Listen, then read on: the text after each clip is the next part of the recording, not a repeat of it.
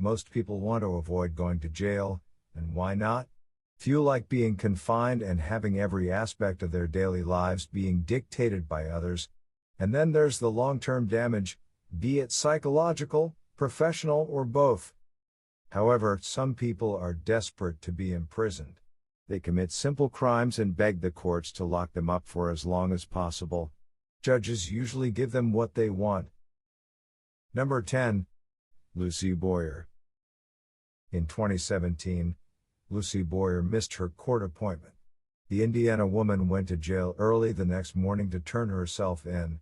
A warrant had not yet been issued for her arrest, and investigators offered to help her. They said that they could act as a liaison between her and the court, and they could ask to reset her court date so she could avoid jail time. Boyer adamantly objected and requested to go to jail, which raised their suspicions. Investigators questioned her, and she admitted to having drugs and contraband hidden inside a body cavity. She eventually removed a baggie, which contained synthetic heroin, prescription pills, and manicure supplies. Boyer said that she had made plans with inmates to deliver the goods for money. After her contraband was discovered, Boyer told officers that she wanted to take up their offer to avoid jail time, but they declined. She was charged with possessing, dealing, and trafficking a controlled substance. Number 9. Lawrence John Ripple. In 2016, Lawrence John Ripple, 70 years old, became annoyed when his wife reminded him that the laundry dryer still needed to be fixed. The reminder sparked a serious argument. Ripple snapped and told his wife that he would rather be in jail than at home. He left home and drove to a Kansas City, Kansas, bank. Ripple went inside and handed the teller a note that read, "I have a gun. Give me money." She gathered $2,924 and handed it to him. He took the money and went into the bank's lobby and sat on a chair. A security guard approached him. Ripple told the guard, "I'm the guy you're looking for." The guard took the money from him and held him until police arrived. They questioned Ripple, who said he no longer wanted to be in that situation, referring to his home life. A few months later, Ripple told the judge that heart surgery had left him depressed and unlike himself. He apologized to the bank and the teller. Ripple was sentenced to 6 months of home confinement. He also had to serve 3 years of supervised probation, including 50 hours of community service. Number 8. Japeth England. 19-year-old Australian Japeth England was distressed when his father was locked up in 2017, and he told his family that he wanted to go to jail with him. England grabbed a small knife and went to the airport, where his father had just been placed on a police plane. England saw the police car that had transported his father to the airport, and he threw rocks at it. The officers got out of their car and attempted to arrest England. England stabbed one of the officers in the stomach, and he spat in the face of the other. England was subdued, arrested, and placed in the maximum security wing of the prison, away from his father. The two had no contact while they were jailed, and England's father was released 1 month after his son was arrested. England pleaded guilty, and he was sentenced to 5 months in prison and 19 months of probation. Number 7. Walter Unbehaun. Walter Unbehaun, age 73, had spent most of his adult life behind bars. The South Carolinian had more than half a dozen convictions, ranging from petty theft to armed robbery. After Unbehaun was again released from prison, he realized he had nothing to live for. He wound up in a studio apartment alone, broke, and suffering from the early stages of dementia. He decided that he needed to go back to prison. In 2013, Unbehaun walked into a bank. He told the teller, "This is a holdup. I have nothing to lose." Unbehaun then opened his jacket to reveal a gun tucked into his waistband.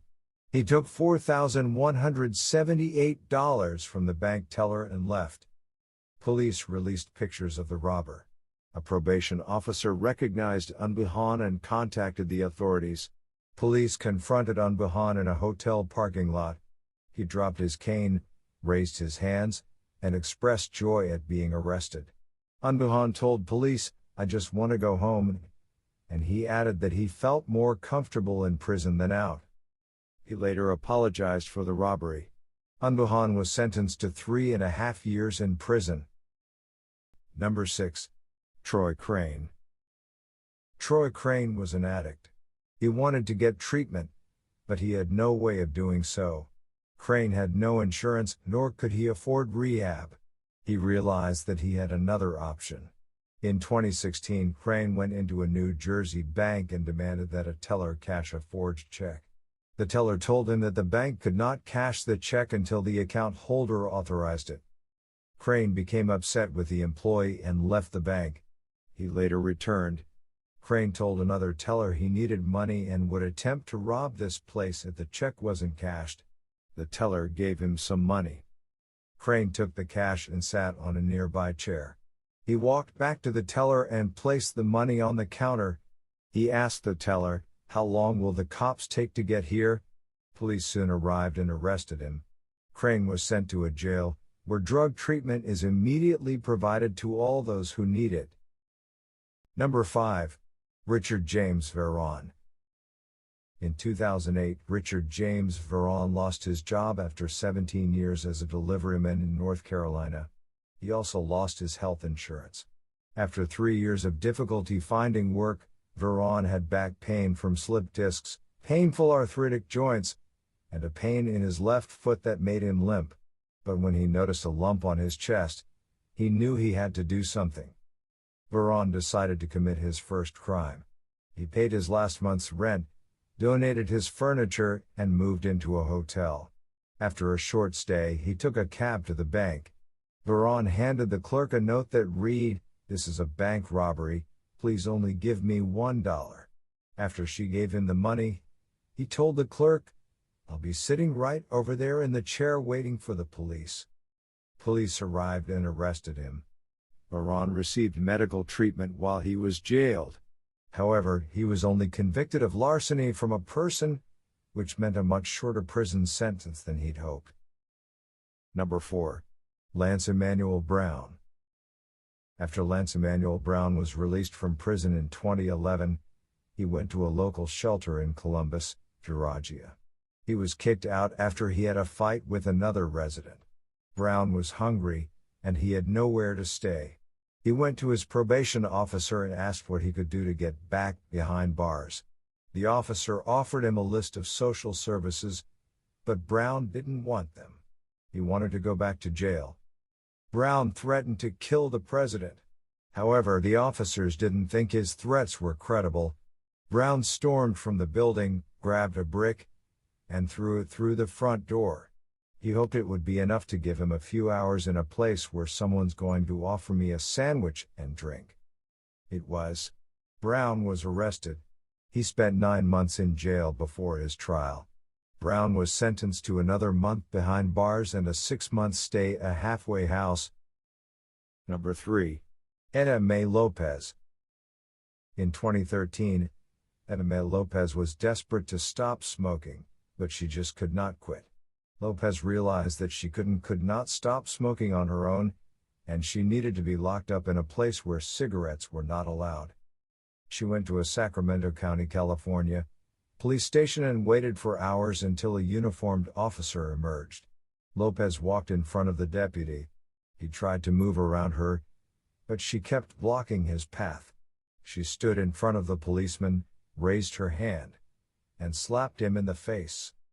Lopez was immediately arrested, and the deputy brought her into the police station. Once they were inside, Lopez hit the policeman again. She was charged with assaulting a police officer, and she was sentenced to 63 days in jail and 3 years of probation. Lopez was also ordered to have no contact with deputies. Number 2. Jamaine Makepeace. Jamaine Makepeace had no place to go in 2010. He was homeless.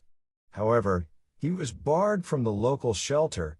Makepeace also couldn't stay anywhere for long in Portsmouth, New Hampshire. Police officers told him to move away from roadways and neighborhoods. He tried going to strangers' doors and asking people if he could stay at their homes, but no one would let him. He realized that there was one place he could receive shelter. Makepeace picked up a rock and threw it through the window of a Dunkin' Donuts. The rock bounced back. He picked it up and threw it again. The window broke, and he waited for the police to arrive. He later told the judge, "I did break the window because the cop said you can't go to the mission. I had no shoes and my feet was really hurting. I had no place to go and I can't walk on the highway and I can't go to the mission and I can't walk in the neighborhood." Makepeace was jailed, but he was soon released. He still had nowhere to go. Makepeace went to a hospital. While he was in the examination room, he threatened the staff. A few days later, Makepeace threatened people at a Burger King. Police arrived, and he asked them to bring him to a hospital. They refused, so he lay in the restaurant's drive-through area. A few years later, Makepeace was freed and homeless again. He walked to the county clerk's office and threw several items at the glass doors and windows, breaking many of them. When he was finished, he stood near the broken glass and waited to surrender to police. He told them that he was tired of being on the streets and begging food from people, and he figured he would do enough damage to get a year in jail. Number 1. Linda Thompson. As a transgender woman, it was difficult for Linda Thompson to find a job or a homeless shelter where she was welcomed. To support herself, she stole copper wires and metals, which landed her in prison several times. In 2016, shortly after Thompson had been released from a 6-year prison sentence, she was assaulted in a park, and she suffered facial fractures. Thompson decided she couldn't make it on the streets. Prison had become home where she did not have to explain who or what she was. Thompson walked into a bank in Cheyenne, Wyoming, and handed the teller a note that read, "I have a gun. Give me all your money." The teller handed over a thick bundle of cash, and Thompson took it and walked away. She threw some bills into the air and gave cash to passers-by. Thompson sat down in a nearby parking lot, placed the rest of the money in front of her, and waited for the police to arrive. Thompson confessed immediately, and she was arrested. She pleaded guilty to the robbery and told the judge, "I'd like as much time as possible." She was sentenced to 6 years in prison.